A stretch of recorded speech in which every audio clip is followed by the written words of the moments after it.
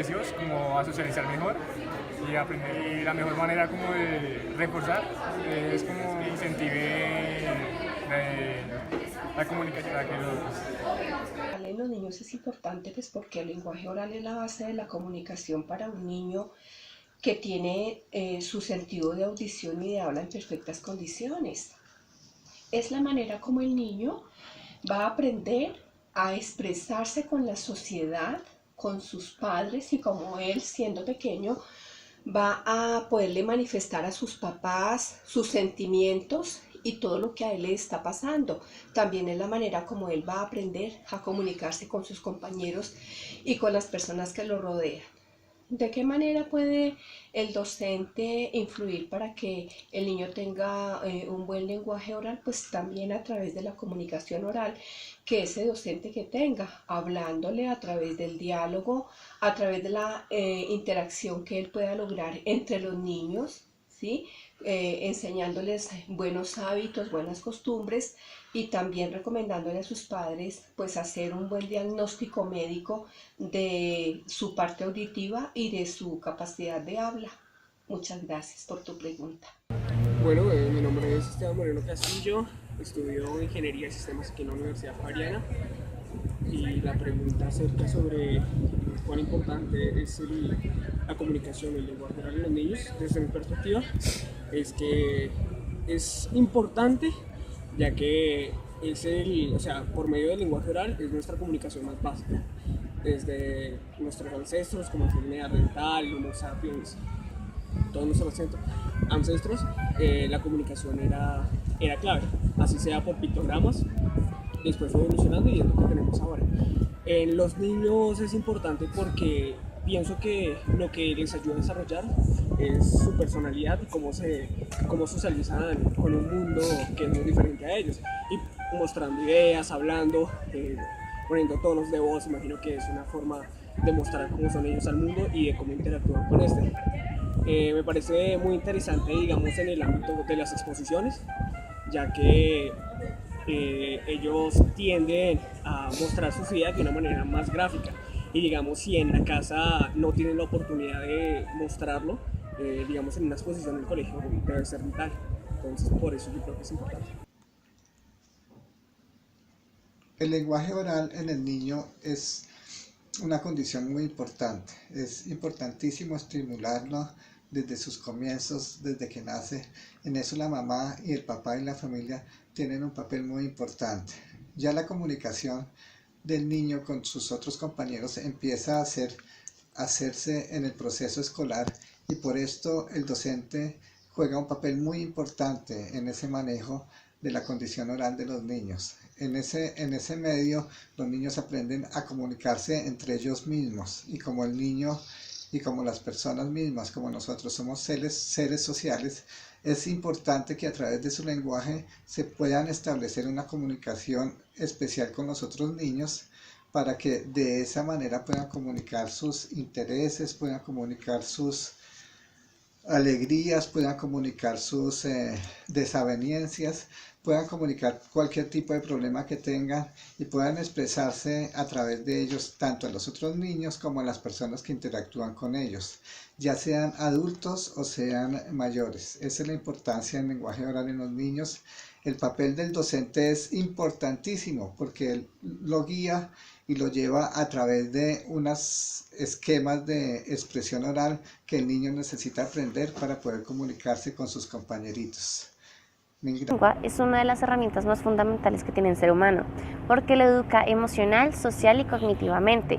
También hace que forme una palabra propia, una opinión, que pueda argumentar lo que está diciendo, que a través de la oralidad se acerca a los aprendizajes como son distintas materias. Para lograr que el niño adquiera todo esto, la escuela es primordial, pero la escuela también afronta sus propios retos. ¿Cuáles son los retos de la escuela? En primer lugar, la diversidad. Dentro de una escuela, si miramos, es muy común la diversidad. Hay muchos niños, por ahí unos 40 o 35, y todos tienen una manera distinta de aprender, tienen un ritmo diferente, una metodología, están en diferentes progresos. Entonces el maestro debe lidiar y debe buscar la manera de llevarlos a todos a una meta, pero respetando los ritmos de cada uno. pero también aparece el Estado. Uno de los retos que aparece el Estado es que impone al maestro diferentes situaciones, diferentes didácticas, le impone la metodología, le impone en qué nivel deben estar los niños. Así que el maestro debe lograr formar prácticas para que los niños puedan llegar a esto y para que se pueda formar. Y aquí llega algo muy importante, que es el diseño de las prácticas. Los maestros han diseñado prácticas didácticas donde pueden funcionar paulatinamente o simultáneamente. Estas prácticas tienen como objetivo llevar al niño a varias dimensiones, tales argumentativa, comunicativa, que pueda distinguir en qué momento se habla, cuándo se habla, cómo se habla, con quién se habla. Todo esto sin dejar aparte la cultura escrita. Y aquí tocamos el tema de la cultura escrita. La cultura escrita no es solo saber escribir o saber distinguir las letras. La cultura escrita es mirar desde manera detallada en qué momento se debe usar la oralidad, en qué momento el niño debe hablar, cómo hablar. El niño debe estar consciente de todos los momentos en el que puede usar la lengua oral. Dentro de la cultura escrita también se llegan a llamar las prácticas sociales. La práctica social es como el docente se acerca el lenguaje a los niños, de qué manera y cómo lo va a hacer. Tiene varias opciones. Ponemos como ejemplo lo que cita el texto de un maestro que tiene una aula de clase donde 2 niños pueden distinguir los dibujos de grafemas y 2 niños que no lo saben. Ahora, realiza una enseñanza colectiva donde los niños que sí saben jalonean a los niños que no saben y así todos puedan llegar a un mismo nivel y todos puedan reforzar su aprendizaje. El docente no solo debe enseñar por enseñar, ni debe enseñar paso por paso. El docente debe reconocer a qué nivel está su estudiante y cómo puede ayudarlo a nivelarse. Es un proceso donde Emilia Ferreiro decía que hay que reconocer al niño, hay que mirar cómo está el niño para poderlo ayudar, no solo meterle conocimiento, sino guiarlo paso por paso.